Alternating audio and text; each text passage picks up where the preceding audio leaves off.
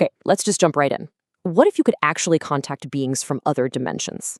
I mean, it sounds incredible, right? A chance to communicate with entities that exist on a whole other level, a different vibrational state than we do. But, and this is a big but, according to our source for this explainer, you're not just opening a door, you're stepping into a world of immense power, one that's filled with some seriously terrifying hidden dangers. So that brings us to the big question. Is it actually safe to open that door? You know, we see it in movies, we read about it in ancient texts, but what really happens when you try to communicate with whatever's out there, beyond our normal perception? Well, it's a question that leads to some very, very serious warnings. And there it is. This one sentence is really the core warning we're going to be digging into. It's just a stark, no-nonsense caution against, diving into the deep end of spirituality without really understanding just how powerful and how perilous those currents can be. So who's guiding us through this unseen world? Our source is a man named Osman, also known as the blind Muslim yogi. And listen, his background is pretty incredible. He's a master-level bioenergy healer with his staggering 50 years of experience. He specializes in things like critical care and terminal illnesses, using principles of telepathic healing. He studied spiritual and scientific traditions from all over the globe, so his perspective is built on decades of intense, direct, hands-on experience. Okay, first things first, it's really important to get this. According to Osman, the word entity isn't just one thing. He describes a whole spectrum of beings you might run into, and they range from totally benign to dangerously manipulative. So on one end of that spectrum, you've got what he calls the darker entities. And honestly, Osman focuses heavily on these dangers, which is why we don't have a ton of detail about the more benign dimensions. He describes these darker beings as unbelievably deceptive. They're sweet-talking entities that make these grand, amazing promises. But here's the catch. There's always a catch. Any deal they offer you is a trap, plain and simple. It's carefully constructed so that you and only you always lose. And their methods? Wow. They are chillingly sophisticated. They might show up in beautiful or human forms.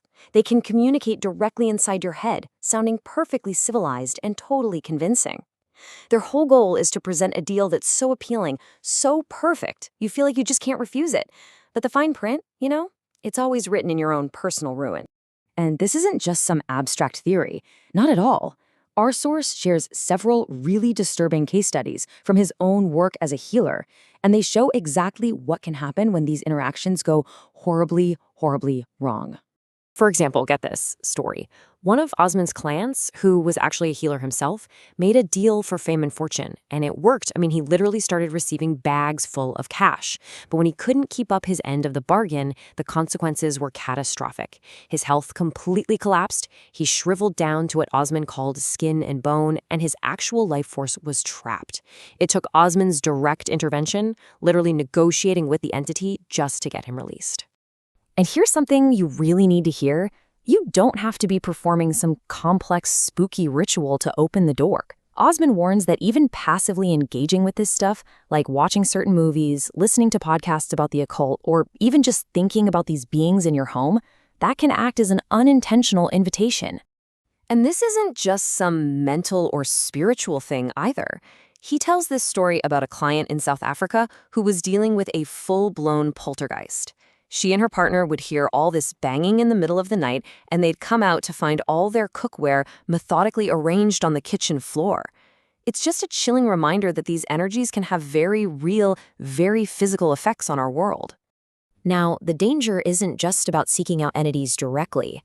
A huge part of Osman's warning is about misusing powerful spiritual tools, things that were meant for self-development, like mantras. And Osman is super specific about this. He defines a mantra not as a prayer, but as a tool. He says it's a specific sound vibration that generates a magnetic field, and that field is meant to interact with your own energy to get a certain result. It's science, not worship. But just like any tools, some are way too dangerous for someone who's untrained. He brings up the example of the Chinnamasta mantra from Tantra. He warns that this is absolutely not for normal people because even trying it without years and years of preparation can lead to permanent insanity. And to prove his point, he talks about the famous mystic Ramakrishna, a seriously elevated spiritual figure. When Ramakrishna, after intense devotion, finally perceived the form of the goddess Kali, the experience was so unbelievably terrifying, he just screamed and screamed. It's a huge warning, right? If it can terrify a master, what in the world would it do to a novice? So after all these warnings, what's the takeaway? Is this whole path just completely off limits? Well, not necessarily, but it's one that has to be walked with extreme caution and respect. For anyone who's still curious, Osman gives some very clear, very practical advice. And his advice is really straightforward. First, research. Spend at least a year just studying and understanding what you're dealing with before you even think about trying anything. Second, and this is a big one, never perform incantations in your own home where your family could be affected. Go to a neutral, public space. And third, be mindful of your thoughts, because your thoughts themselves can be an invitation. And this all leads us to his most important distinction. He really urges people to separate the act of worship from the act of using a tool. You see, worship is about asking some external being for power, but using a mantra as a tool, that's about applying the science of vibration to influence your own energy field. He argues this shift in perspective is absolutely key to navigating this path safely. At the end of the day, Osman's whole goal is to demystify these ancient sciences and offer safer ways forward. He provides guidance on practices that are really aimed at awakening your own potential instead of calling on external forces. For anyone who wants to learn more about his approach, his website is the best place to go. Which leaves us with one final big question to think about. Are these ancient practices simply tools for our own self-improvement, all grounded in a sort of forgotten science of vibration? Or are they really portals to other worlds with all the wonder and all the danger that implies? It seems the answer, well, it depends entirely on how you approach them.